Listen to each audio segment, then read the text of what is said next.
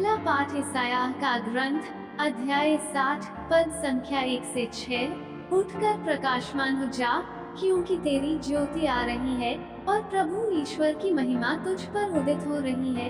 पृथ्वी पर अंधेरा छाया हुआ है और राष्ट्रों पर घोर अंधकार, किंतु तुझ पर प्रभु उदित हो रहा है। तेरे ऊपर उसकी महिमा प्रकट हो रही है। राष्ट्र तेरी ज्योति की ओर आ रहे हैं और राजा तेरे उदीयमान प्रकाश की ओर चारों ओर दृष्टि दौड़ा कर देख। सब मिलकर तेरे पास आ रहे हैं, तेरे पुत्र दूर से चले आ रहे हैं। लोग तेरी पुत्रियों को गोद में उठाकर लाते हैं।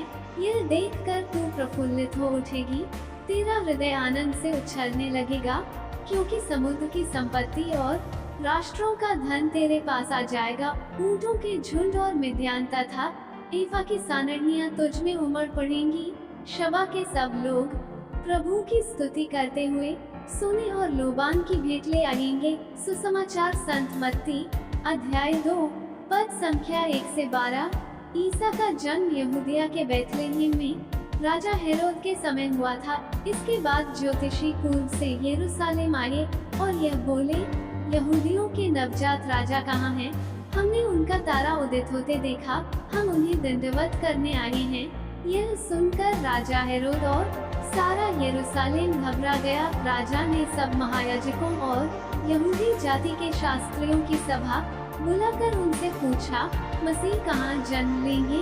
उन्होंने उत्तर दिया, यहूदिया के बैतलहम में, क्योंकि नबी ने इसके विषय में लिखा है, बैतलहम यूदा की भूमि, तू यूदा के प्रमुख नगरों में किसी से कम नहीं है, क्योंकि तुझ में एक नेता उत्पन्न होगा जो मेरी प्रजा इस्राएल का चरवाहा बनेगा। हेरोद ने बाद में ज्योतिषियों को चुपके से बुलाया और उनसे पूछताछ कर यह पता कर लिया कि वह तारा ठीक किस समय उन्हें दिखाई दिया था। फिर उसने उन्हें बैतलहम भेजते हुए कहा, जाए, बालक का ठीक पता लगाए और उसे पाने पर मुझे खबर दीजिए, जिससे मैं भी जाकर दंडवत करूं। वे राजा की बात मानकर चल दिए। उन्होंने जिस तारे को उदित होते देखा था वो उनके आगे आगे चलता रहा और जहां बालक था उस जगह के ऊपर पहुंचने पर ठहर गया।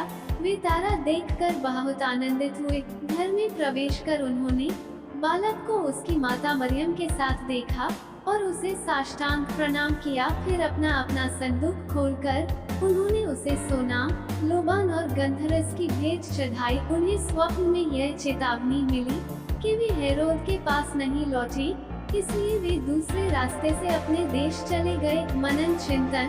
आज नव वर्ष 2023 का पहला रविवार है और आज माता कलसिया प्रभु प्रकाश का पर्व मनाती है। आज सभी राष्ट्रों के लिए प्रभु की महिमा के प्रकटीकरण का पर्व है।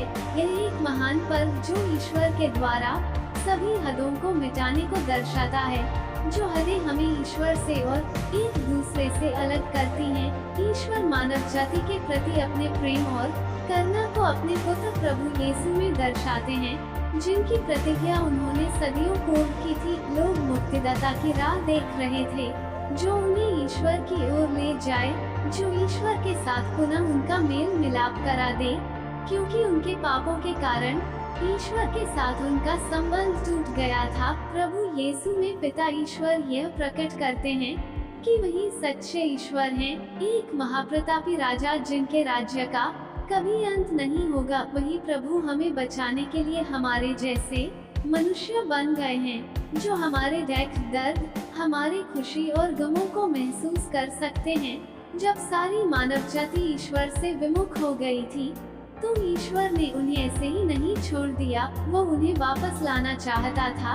एक सच्चे ईश्वर की शरण में इस्राएल ईश्वर के चुने हुए लोग और उसकी अपनी प्रजा थी। पुराने व्यवस्थान में हम देखते हैं कि ईश्वर का सारा ध्यान इन्हीं लोगों की ओर था और ईश्वर चाहते थे कि ये लोग उसकी महिमा और सामर्थ्य का साक्ष्य सब राष्ट्रों के समक्ष दें। जब वे उसके प्रति वफादार नहीं रहे और उससे दूर चले गए, तो ईश्वर उन्हें वापस लाना चाहता था। उसने अनेक चिन्ह और चमत्कारों द्वारा उन्हें दिखाया कि ईश्वर उन्हें भूला नहीं है, बल्कि वह सदा उनके साथ था।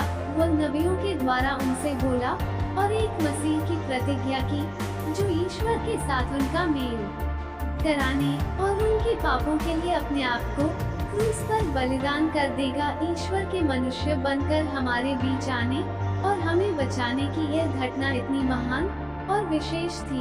उसका प्रतिफल सिर्फ कुछ चुने हुए लोगों के लिए सीमित नहीं किया जा सकता था।